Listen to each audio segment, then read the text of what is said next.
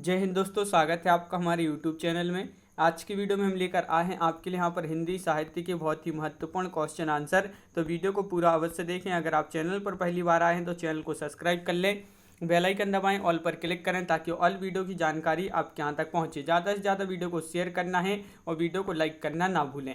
तो स्टार्ट करते हैं। आज का फर्स्ट क्वेश्चन है, पाल गोमरा का स्कूटर कहानी के लेखक कौन है? तो इसके लेखक आपको यहाँ पर बताना है, इस कहानी के लेखक कौन है। 4 विकल्प दे रहते हैं, आंसर बनता है अगर आपसे तो आप कमेंट में जरूर बताएं। यहाँ पर आपका जो सही आंसर है उदय प्रकाश आपका यहाँ पर सही आंसर होगा, यानी कि विकल्प नंबर सी आपका यहाँ पर सही आंसर है। क्वेश्चन नंबर आपका यहाँ पर 19 पूछा है, वॉरेन हेस्टिंग्स का सांड शीर्षक कहानी के लेखक कौन है? ये कहानी है और इसके लेखक आपको यहाँ पर बताना है, बताइए।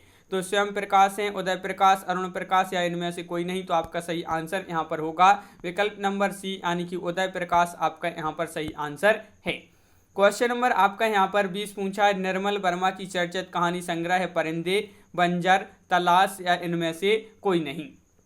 तो निर्मल वर्मा की चर्चित कहानी संग्रह जो है परिंदे आपका यहाँ पर सही आंसर है। विकल्प नंबर ए आपका यहाँ पर सही आंसर है। ये चर्चित कहानी और इसका प्रकाशन अगर पूछा जाए तो 1960 में इसका प्रकाशन हुआ था, परिंदे कहानी का।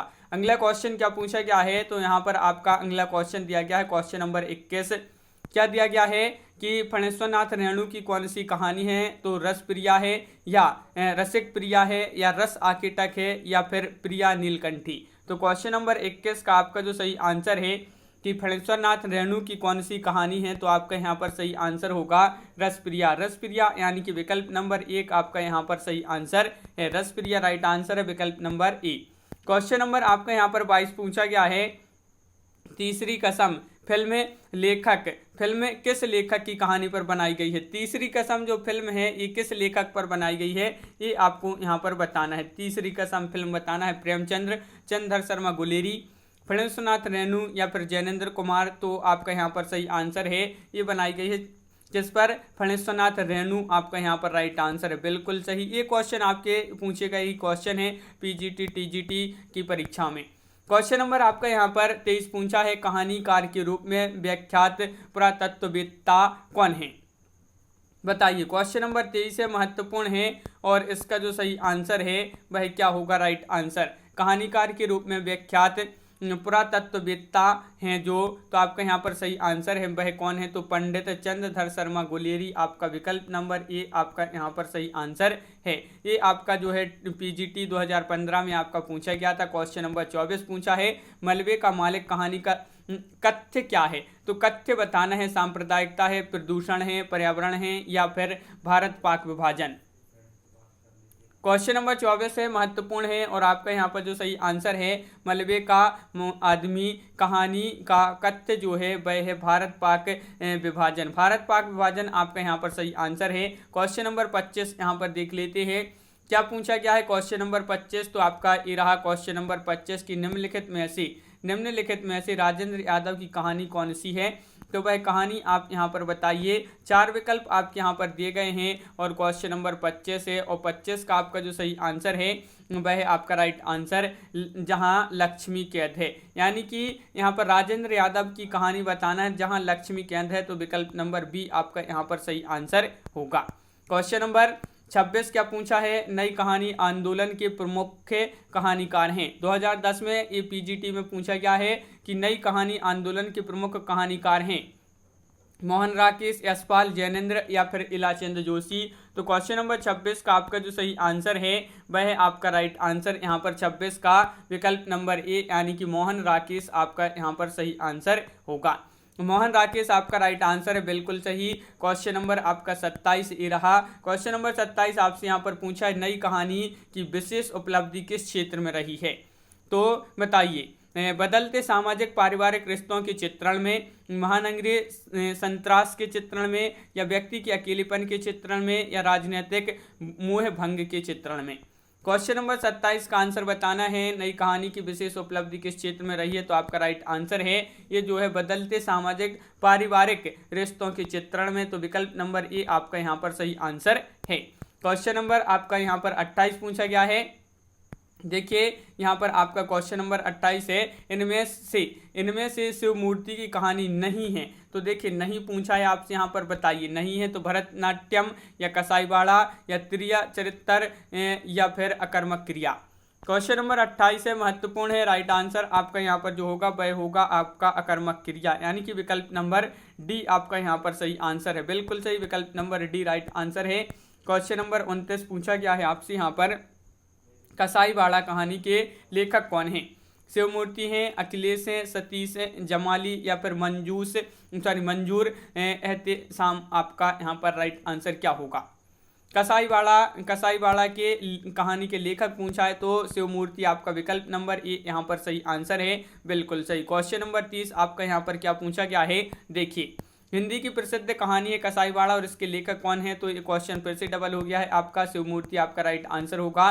क्वेश्चन नंबर आपका यहाँ पर 31 है। देखिए ये क्वेश्चन आपका जीआईसी प्रवक्ता परीक्षा 2017 में ये पूछा गया था कि क्या पूछा था, निम्नलिखित में से ओम प्रकाश वाल्मीकि का कहानी संग्रह है कौन सा है? क्वेश्चन नंबर 31 है, तो 31 का आपका जो सही आंसर है वह विकल्प नंबर सी यानी कि छतरी आपका यहाँ पर सही आंसर है। बिल्कुल सही, छतरी जिन्होंने बताया है उनका यहाँ पर राइट आंसर है।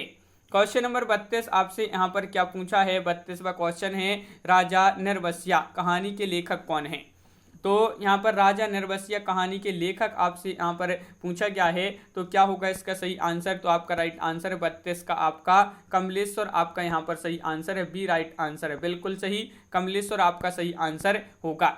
राजा निर्वस्या जो है ये 1957 की कहानी है और इसके लेखक कमलेश्वर हैं। क्वेश्चन नंबर आपका यहाँ पर जो अगला 33वां क्वेश्चन पूछा गया है, समानांतर कहानी के प्रवर्तक हैं मोहन राकेश, कमलेश्वर, राजेंद्र यादव, हिमांशु जोशी। तो 33 का आपका जो सही आंसर है भाई क्या है? महत्वपूर्ण क्वेश्चन पूछा गया है और आपका यहाँ पर जो सही आंसर है कि समानांतर कहानी के जो प्रवर्तक हैं कमलेश्वर हैं। कौन है? कमलेश्वर। तो विकल्प नंबर सी आपका राइट आंसर यहाँ पर होगा। क्वेश्चन नंबर 34 आपसे पूछा गया है, प्रेमचंद की कहानियों की जो संख्या है वह लगभग कितनी है?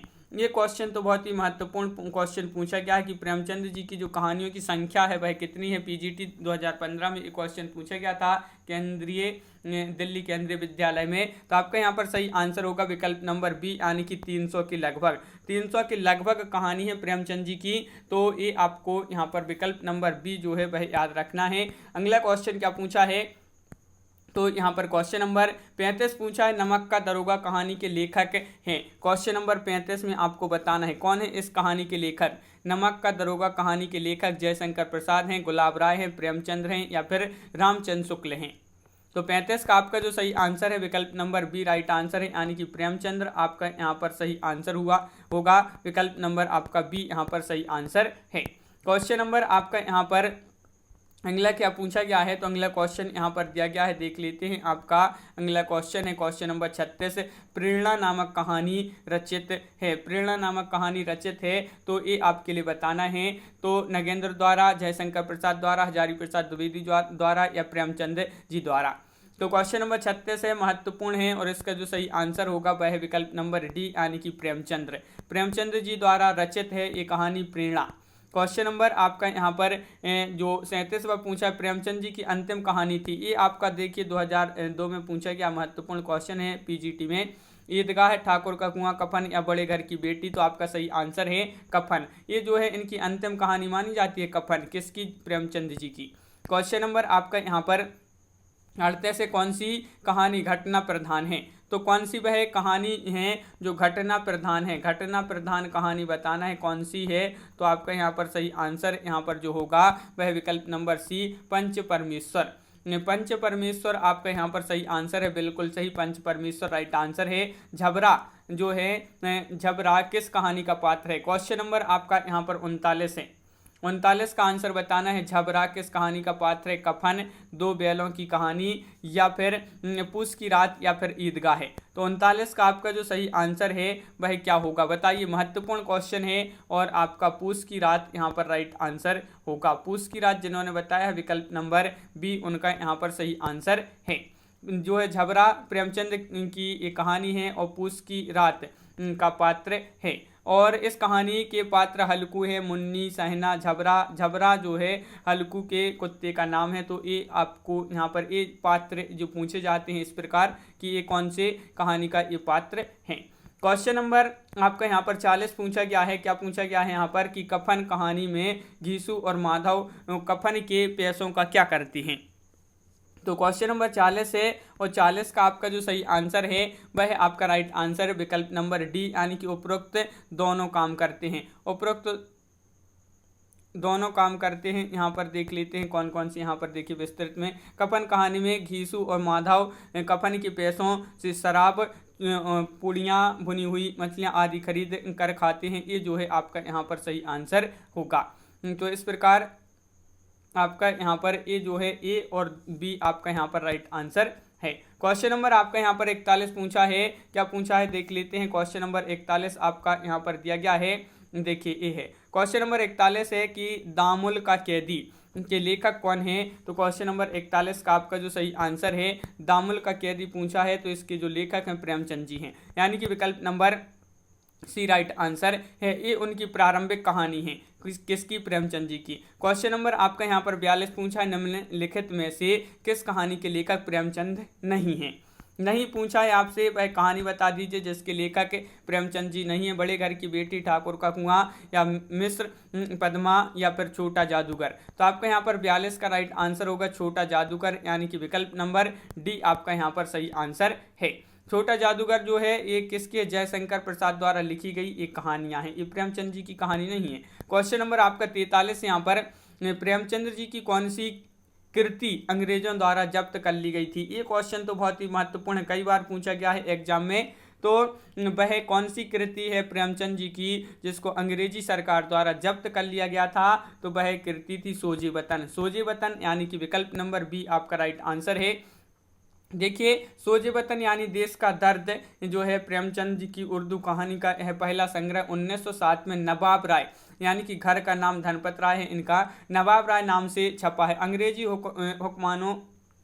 हुक्मरानों ने को इन कहानियों में जो है बगावत की गूंज सुनाई दी और हमीरपुर के कलेक्टर ने प्रेमचंद को बुलवाकर उनसे इन कहानियों के बारे में पूछताछ की थी और प्रेमचंद ने अपना यहाँ पर जुर्म कबूल किया और उन्हें चेतावनी दी गई थी। और सोजे वतन जो है 500 प्रतियां जो अंग्रेजी हुकूमत के अफसरों ने जगह जगह से जब्त की थी उनको सरेआम जलाने का हुक्म दिया था। क्वेश्चन नंबर आपका यहाँ पर जो अगला क्या पूछा गया है, क्वेश्चन नंबर 44 यहाँ पर देख लेते हैं। देखिए पूछा गया है आपसे क्वेश्चन नंबर 44 प्रेमचंद जी की कृति जिसे ब्रिटिश शासन द्वारा जब्त कर लिया था, ये क्वेश्चन डबल हो गया है। सोजे वतन आपका यहाँ पर सही आंसर है।